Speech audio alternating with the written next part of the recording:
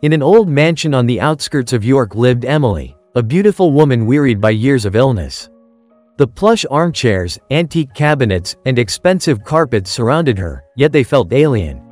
To her, the mansion was not a luxurious home but a gilded cage. The illness that had haunted her since childhood made every attempt to step outside a trial, and doctors only advised her to accept her fate. Her days passed in silence. The morning light filtered through stained glass windows, the clock ticked steadily, and outside, the seasons slowly changed. Sometimes, Emily would close her eyes and imagine walking barefoot on damp grass, but each time she opened them, she saw only the motionless parquet before her. In the spring, a new gardener was hired for the mansion, a short man with a tired yet calm gaze. His name was Daniel. On the very first day, he appeared at her door holding a basket of apples and an old embroidered blanket.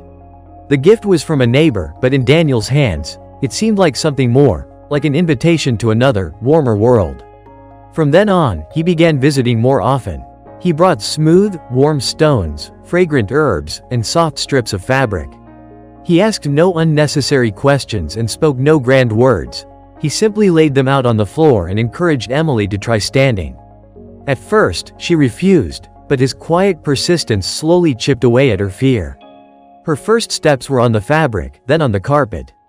Each time Emily placed her foot down, she froze, listening to her body, bracing for pain. But instead, she felt only warmth and support.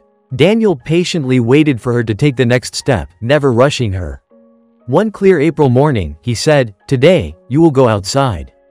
Emily froze. Her heart pounded so loudly she could barely hear his voice.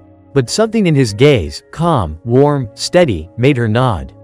They slowly walked through the mansion's corridors, and the door to the porch swung open. Sunlight flooded her face, and the wind brushed through her hair. At the threshold, Daniel placed a small wooden platform covered with fabric, just as before. She took a step. Then he removed the fabric, and her feet touched the damp, cool earth.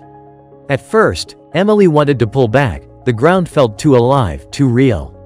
But Daniel squeezed her hand. That warmth proved stronger than fear. She took a second step, and the air filled with the scent of spring, freshness, and freedom. Emily lifted her eyes to the blue sky, and something inside her unfolded, as if her soul had been clenched for years and now could finally breathe. She understood that the journey was only beginning, but now, it was hers.